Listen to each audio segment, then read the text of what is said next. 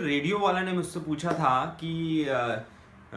Job में promotion कैसे होता है। देखिए, जॉब में प्रमोशन के अलग अलग क्राइटेरिया होते हैं जो कि कंपनी की जो एचआर होती है, एचआर टीम होती है, वो डिसाइड करती है कि कब किसको जॉब में प्रमोशन मिलेगा, कितनी उसकी KPIs. And I think private companies में काफ़ी सारी ये डिफरेंट नंबर्स होते हैं जिसको आपको फुलफिल करना होता है, और इसके बाद और डिफरेंट फैक्टर्स होते हैं जिसको फुलफिल करने के बाद आपको आपका एक्सपीरियंस कितना है, आपने अगर सेल्स की बात की जाए तो आपने कितने टारगेट्स हिट किए हैं, आपका क्या ट्रैक रिकॉर्ड रहा है प्रीवियस ईयर में, 2 साल 3 साल में, उसके बाद आपको प्रमोट किया जाता है। तो अगर गवर्नमेंट जॉब की बात की जाए तो गवर्नमेंट जॉब में यूजुअली 4 से 8 साल में डिफरेंट प्रमोशन के लिए डेजिग्नेशन अलॉटेड रहते हैं। जैसे अगर आप कोई एक पर्टिकुलर एग्जाम, जो उनके इंटरनल एग्जाम होते हैं गवर्नमेंट जॉब्स के,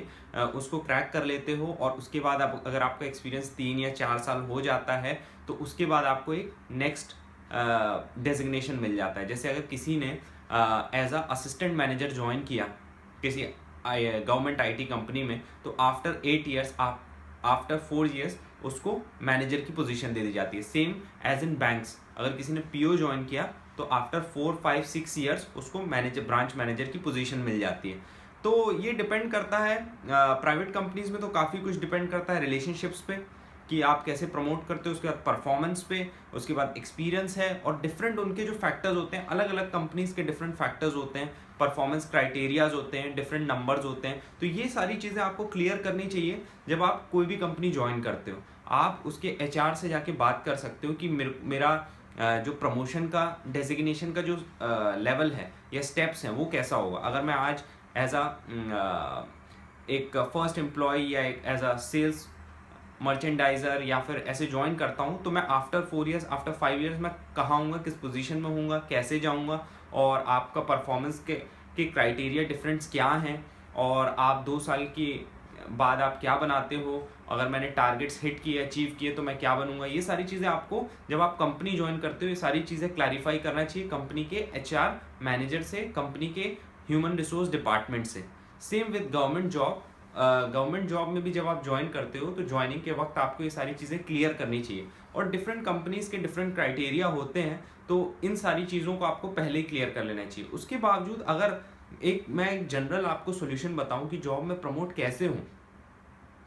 तो आपको ये देखना चाहिए कि वो कंपनी करती क्या है और उस कंपनी का मेन फोकस क्या है, उसने किस लिए एम्प्लॉयज़ को हायर किया है। और जैसे अगर कोई सॉफ्टवेयर कंपनी और सॉफ्टवेयर बनाती है और आप उसमें प्रोग्रामर हो, तो आपको उस ओवरऑल प्रोजेक्ट में आप क्या भूमिका निभाते हो, आपका रोल क्या है, उस पर डिपेंड करता है कि आप कितनी तेज़ी से ऊपर जाओगे। अगर आपका उस प्रोजेक्ट में काफ़ी रोल रहता है, अगर आप प्रोग्रामिंग अपना पार्ट अच्छे से पूरा करते हो, आपको पूरे प्रोजेक्ट की जानकारी है, आपके रिलेशनशिप्स आपके सब कोऑर्डिनेट्स के साथ बहुत अच्छे हैं, मैनेजर्स के साथ अच्छे हैं, अपनी टीम के साथ बहुत अच्छे हैं, तो आपका प्रमोशन बहुत ही तेज़ी के साथ होगा। लेकिन अगर आप किसी भी प्रोजेक्ट में इन्वॉल्व नहीं हैं, आपका कोई उतना रोल खास नहीं है, इम्पॉर्टेंट नहीं है, तो आपका प्रमोशन ऑब्वियसली नहीं होगा, क्योंकि कोई दूसरा वो काम कर रहा है बेहतर तरीके से, तो उसको प्रमोशन की ज़्यादा ज़रूरत है और वो ज़्यादा डिजर्विंग है, इसलिए उसे मिलेगा। तो इसलिए एक जनरल क्राइटेरिया ये है कि कोई भी काम करो उसमें फुल इन्वॉल्वमेंट लेके काम करो, अपनी पूरी मेहनत के साथ काम करो। अगर आपको वो काम पसंद है तो ऑब्वियसली आप अच्छे से उसमें परफॉर्म करोगे। तो जॉब में प्रमोशन का यही तरीका है कि जो भी आप जॉब करो उसको लग के करो, उसकी पूरी इन्फॉर्मेशन लो, और कैसे क्या होता है, कंपनी किस एरिया में डील करती है, कंपनी का मेजर फोकस क्या है, कंपनी करना क्या चाहती है, कस्टमर्स को वो क्या प्रोवाइड करती है, कौन सी सर्विस देती है। इन सब चीज़ों की अगर आपको अच्छी जानकारी है और आपकी रिलेशनशिप्स टीम के साथ अच्छी है, मैनेजर के साथ अच्छी है, आपके बारे में पूछ परख ऑफिस में होती है, आप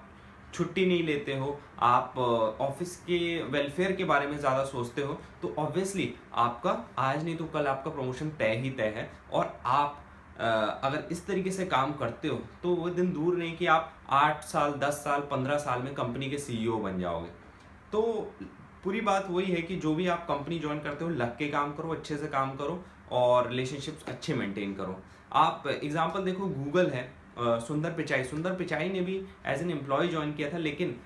इतने अच्छे, वो इतने इंटेलिजेंट थे, इतने स्मार्ट थे, और इतना उनका रिलेशनशिप्स इतने अच्छे थे कि आज देखिए वो गूगल के सीईओ हैं वर्ल्ड वाइड। और सत्या नदेला देख लीजिए माइक्रोसॉफ्ट के सीईओ है। तो ये सारे एग्जांपल्स हैं कि कैसे उन्होंने अपने रिलेशनशिप्स अच्छे करके अपने इंटेलिजेंस के बल पे कंपनी के बारे में अच्छा सोच के आज वो कंपनी के सीईओ बन गए। तो आप और ऐसे चीज़ें देखें, पढ़ें और सीखते रहें।